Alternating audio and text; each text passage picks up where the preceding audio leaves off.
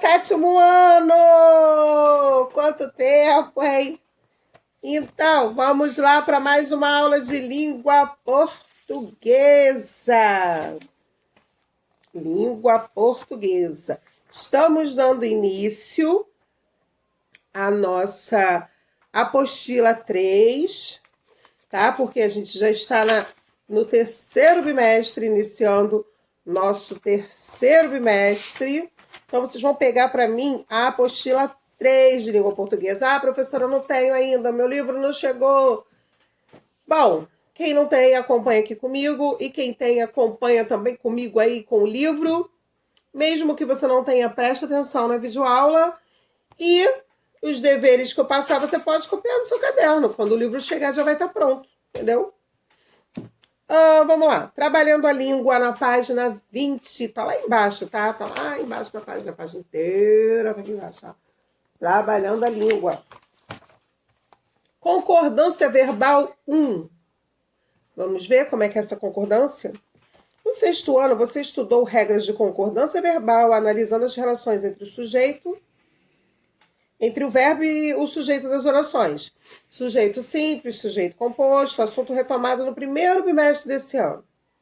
Há muitos casos, no entanto, em que a concordância com o verbo foge à regra geral e, por isso, hesitamos sobre a escolha do plural ou do singular.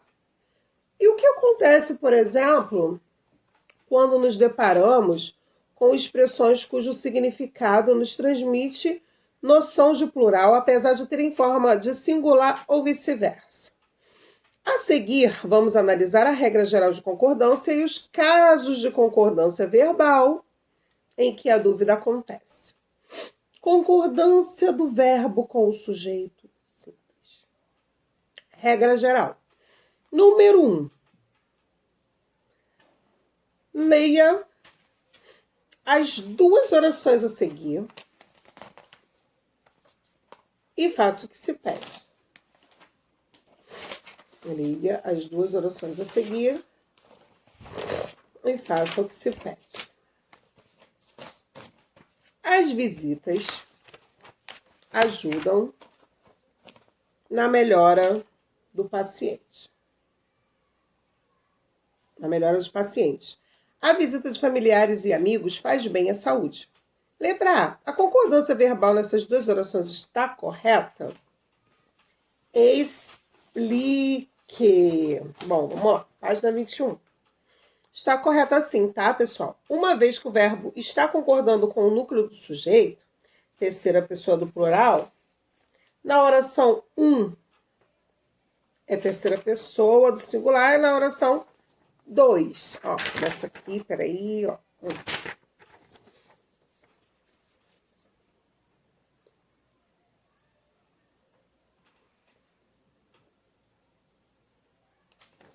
E tem um finalzinho aqui, ó. Letra B. O que você considerou para responder o item anterior? Bom, nós devemos sempre considerar o núcleo do sujeito, tá? A gente tem que se basear no núcleo do sujeito. O sujeito é sempre a referência para a flexão verbal. Assim, na regra geral, o verbo concorda com o núcleo do sujeito em pessoa, sendo primeira, segunda, terceira, e em número, que é o singular e o plural. Expressões partitivas. Número 2. Leia essas orações prestando atenção no sujeito e na concordância verbal. Oração 1. A maior parte dos hospitais ainda não permite a entrada de animais para visita de pacientes.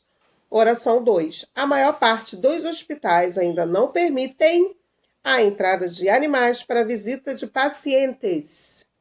Considerando que a concordância verbal está correta nos dois casos, a que conclusão você chega sobre a regra de concordância com sujeitos formados com expressões partitivas, como a maior parte de, a maioria de, grande número de, e etc. Bom, a regra é... Letra B, marca aí, ó. Com sujeitos formados com expressões partitivas, o verbo pode concordar com a expressão no singular ou com o núcleo do sujeito, que pode estar no singular ou plural, dependendo do caso. Agora, na página 22, número 2 marca a letra B. A página 22 diz assim, ó, quando o sujeito for uma expressão partitiva, o que é uma expressão partitiva? Tá aí em negrito, ó. A maioria de, parte de, uma porção de, a maior parte de, grande número de, metade de. E ainda tem mais. Seguida de uma palavra no plural, o verbo ficará no singular, destacando o conjunto ou a expressão ou no plural, destacando os elementos do conjunto. Quantidade aproximada. Leia essas orações. Número 3. Oração 1. Menos de 30 parlamentares derrubaram o veto do governador. Oração 2. Cerca de 4 cães do projeto Amigo Bicho participaram da sessão da Assembleia Legislativa. Oração 3. Mais de um voluntário do projeto Amigo Bicho participou da sessão da Assembleia Legislativa. Letra A, 3, letra A. Que classe de palavras acompanham as expressões destacadas? Apenas numeral, apenas substantivo ou numeral e substantivo? Marquem a terceira opção. Numeral e substantivo, tá?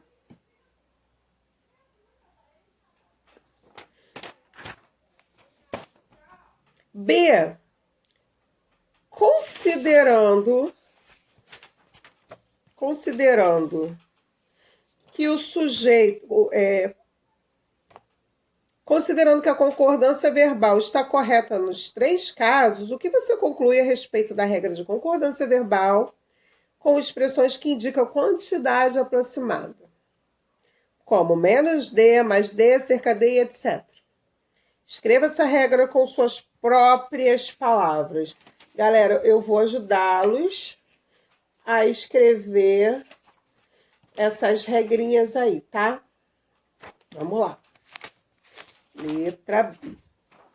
Quando o sujeito é formado por expressão que indica quantidade aproximada, seguida de numeral mais substantivo, o verbo concorda com o substantivo.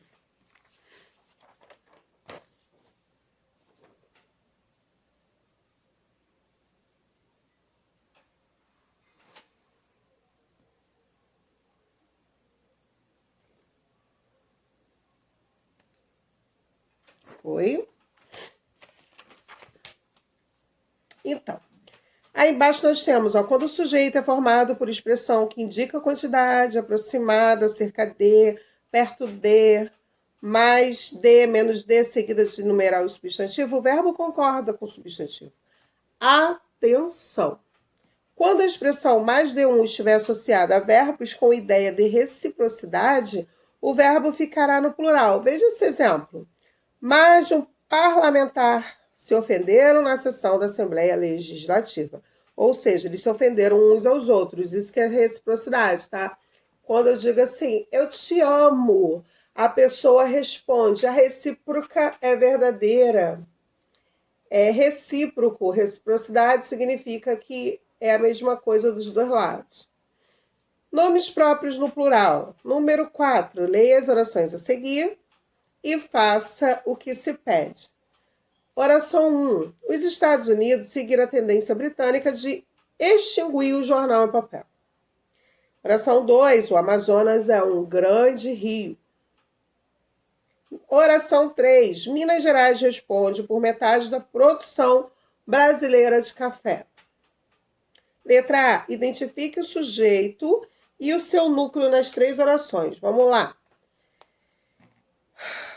Letra A, oração 1. Nós temos o sujeito, os Estados Unidos. Núcleo, a palavra mais importante, Estados Unidos. Oração 2, nós temos o sujeito, o Amazonas. Núcleo, Amazonas. Na oração 3, sujeito, Minas Gerais. E o núcleo vai ser Minas Gerais também.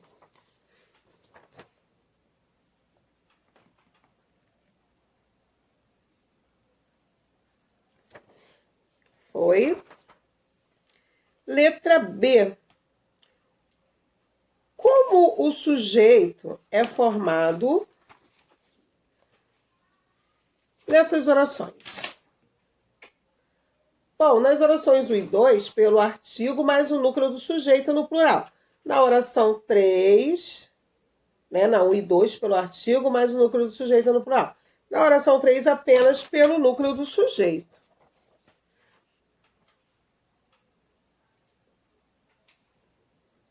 Letra C. Que tipo de substantivo compõe o núcleo do sujeito? Você vai marcar para mim. Substantivo próprio, que é a segunda opção. Número 5. Sobre a concordância verbal com sujeitos formados com substantivos próprios. A que conclusão você chega? Deixa eu ajudar vocês. Quando o sujeito é representado por um nome próprio no plural, o verbo concorda com o artigo que o antecede. Se o artigo tiver no singular, ou se não houver o artigo, o verbo ficará no singular. Vamos lá, número 5. Começa aqui. Vou tirar a mão que está fazendo sombra. Opa.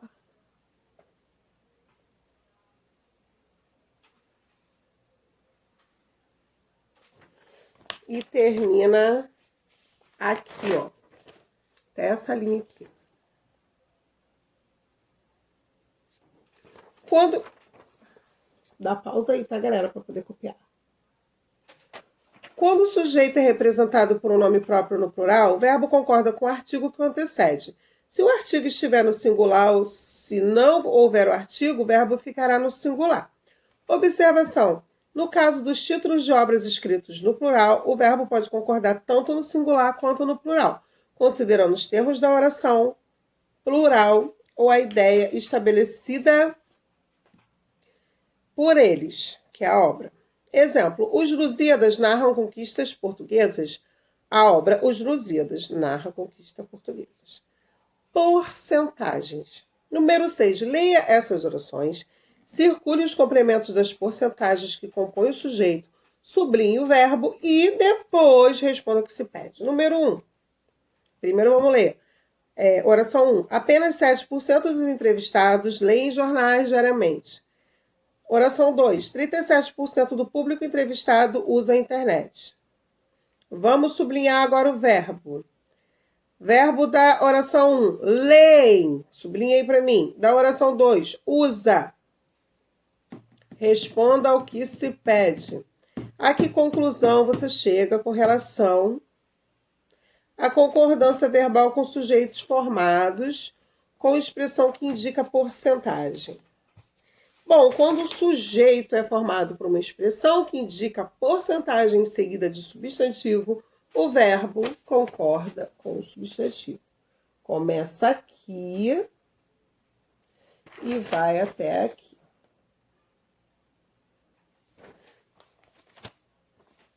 Então é isso, galerinha. Eu vou encerrando por aqui essa videoaula e a gente continua na próxima. Ok? Beijos!